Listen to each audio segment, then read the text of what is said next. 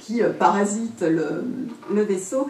Et graphiquement, elle ressemble plus cette fois-ci au petit monstre familier qu'on trouve dans Isabelle de Huil. Je ne sais pas si vous connaissez cette charmante bande dessinée remplie de petits monstres pas très dangereux.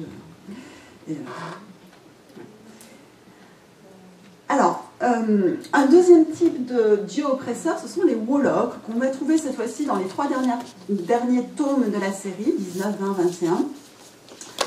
Ce sont des mégalithes maléfiques dont j'aurais un peu de mal à vous expliquer l'essence, mais peut-être que vous qui avez des cultures en science-fiction plus fortes que la mienne, vous pourriez voir peut-être des influences qui m'échappent, mais enfin j'imagine que ça me dit vaguement quelque chose, mais je ne sais pas l'identifier, peut-être 2001, l'Odyssée de l'espace, enfin... Ouais. Donc... Alien. Oui, Alien. Oui, manifestement, il est habité par des références, effectivement. Et, oui, dans la décoration, alors peut-être Oui, c'est nettement plus tardif, de toute façon. Alors, ces Wolok, en fait, que sont-ils Parce que ce sont des dieux, je trouve qu'ils ressemblent à des super marteaux qui écraseraient tout dans l'univers. Valérian et Laureline, mais les planètes, les civilisations, ils entreprennent de détruire de façon systématique, mais d'une façon qui n'est pas toujours très très claire, les différents mondes qu'ont traversé Valérian et Laureline au cours de leurs nombreuses aventures. Ça a l'air plutôt de masse sans âme, alors de forces du mal qui viennent du néant, où se trouve d'ailleurs, sans doute, semble-t-il, emprisonnée la Terre disparue de Galaxity. Est-ce que ce sont des dieux? Alors, du point de vue de l'iconographie, du point de vue de l'iconographie, donc à droite, oui, on est orienté vers quelque chose qui est de l'ordre du divin. Outre ces décorations peut-être un peu celtisantes, il y a quand même une sorte de croix qui se dégage, aussi bien dans la décoration de la pierre, mais aussi dans la mise en page, vous voyez, où on n'a pas vraiment une croix, mais en même temps, elle est là, quoi, hein, on la sent. Et puis également, donc à gauche, il y a un clergé réduit à ce personnage qui n'est pas très, très développé, mais qui voilà, présente un traitement graphique particulièrement soigné. Alors vous remarquez aussi que le côté qui est plutôt du côté de la ligne claire habituellement, ici un peu différent. Alors techniquement, Charles, tu serais plus apte que moi à décrire la différence entre les deux styles. Là, je pense qu'on est plutôt du côté... Il y a des dégradations. Oui, voilà. Donc par opposition à ce type de dessin, vous voyez, on n'est pas dans le même style graphique. Hein. Mais c'est relativement limité, hein, c'est pas tout l'album qui est comme ça, c'est quelques pages particulièrement soignées.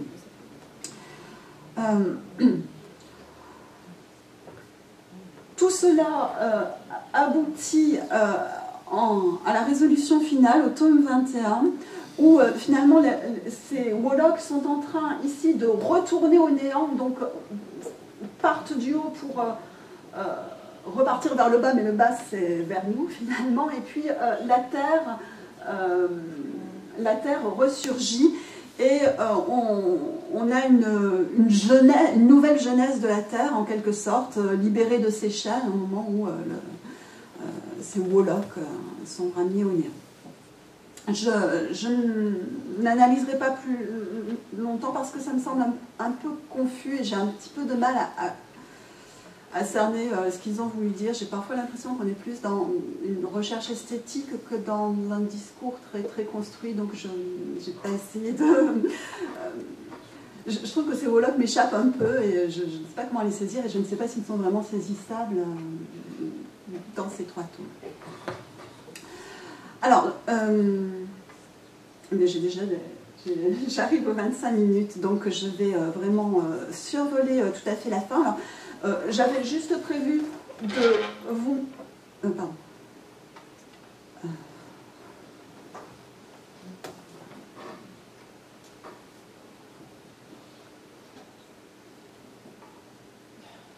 Donc pour la fin, je vais juste vous montrer les images. Donc c'était une partie que je comptais de toute façon passer rapidement parce qu'elle a été très bien traitée, elle est relativement bien connue. C'est dans le tome 12, la rencontre des personnages sur la mystérieuse planète d'Ipsis avec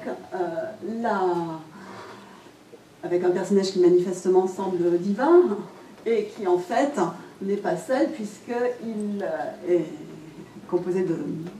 Enfin, il constitue une trinité, la Sainte Trinité, revisitée sous les yeux un petit peu sceptiques et éberlués des personnages, avec Dieu le Père, très inspiré d'Orson Welles dans La soif du mal. Bon, il y aurait à dire... Enfin, ça a été dit sur le côté esthétique de ce film. Le Fils est manifestement inspiré de Bob Dylan, version barbu, dans les années 77. Et le Saint-Esprit est une machine à sous, ce qui est, m'a-t-il semblé, l'invention la plus originale, les deux autres étant assez surprenantes, mais la machine à sous,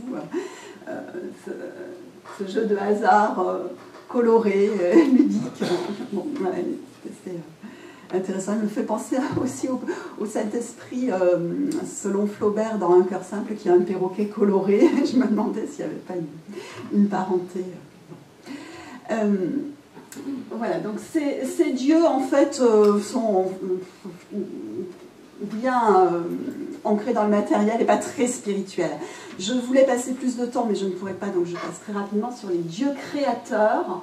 Dans les Terres truquées, il y a un personnage qui n'est pas vraiment un dieu, mais qui crée des mondes et qui est poursuivi par une historienne qui admire son œuvre de créateur, qui elle-même clone Valérian et qui est une créatrice aussi d'une certaine manière. Et à la fin, malheureusement, je n'ai pas l'image, on a le couple de ce créateur qui est une espèce d'œuf luminescent, un peu comme l'autre, et de Jadna, l'humaine, qui deviennent une sorte de couple primordial, fascinés l'un par l'autre et par leur propre création, mais totalement indifférente à l'humanité que constituent Valérian et Laureline.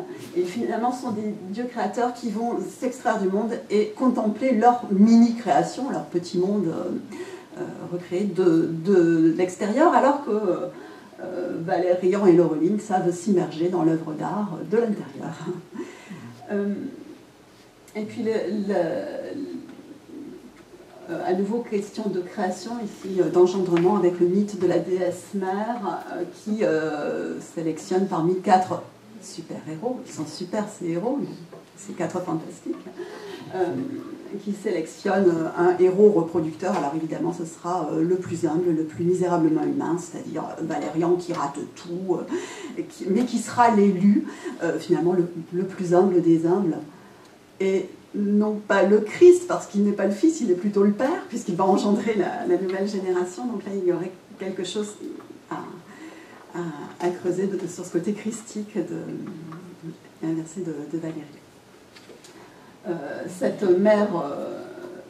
mère fécondée va engendrer comme un insecte une foule d'enfants. C'est un mythe qu'on retrouve souvent en science-fiction, dont je ne suis pas spécialiste, mais qui a l'air souvent traité de façon un peu angoissante. Il est traité aussi dans l'Incal de Jodorowsky et Moebius un peu plus tard, de façon assez angoissante également. Ici, même si tout n'est pas rose dans cette histoire de génération, loin de là, et Laureline en particulier le voit bien, il y a quand même quelque chose d'assez harmonieux et voilà, qui va à l'encontre des angoisses qu'on trouve, me semble-t-il, quand ça se passe dans l'Incal de Jodorowsky et Moebius. Voilà. Et alors, dernier élément dans ma typologie, c'est lorsque les plus pauvres sont créateurs de Dieu à leur tour. On a 2 cas de figure. Ce sont les hommes qui habitent, ZOM, qui habitent une planète poubelle et qui, dans cette ordure, arrivent à créer voilà, les 4 éléments, donc des objets sacrés de toute beauté qui jouent un rôle primordial dans les tomes 9 et 10. Et tout à fait à la fin du cycle, les limbos ont également ce rôle. Ce sont des chiffonniers puants, au banc de la société, rejetés de tous, mais qui ont récupéré la terre. Et cette terre les transfigure et se transforme elle-même. Et ces êtres qui sont les plus laids du monde se transfigurent et deviennent beaux. La terre grandit. Enfin, on a de très très belles images dans ces derniers tomes autour de cette terre transfigurée par ses plus humbles. Donc voilà, et je pense que c'était quelque chose d'important chez Mézières et Christin, cette notion-là. La création transfigure la matière brute, sale, en un objet de toute beauté, et après tout, bon, voilà, il y a peut-être une métaphore du créateur de bande dessinée derrière tout ça. Voilà, je vous remercie pour votre attention.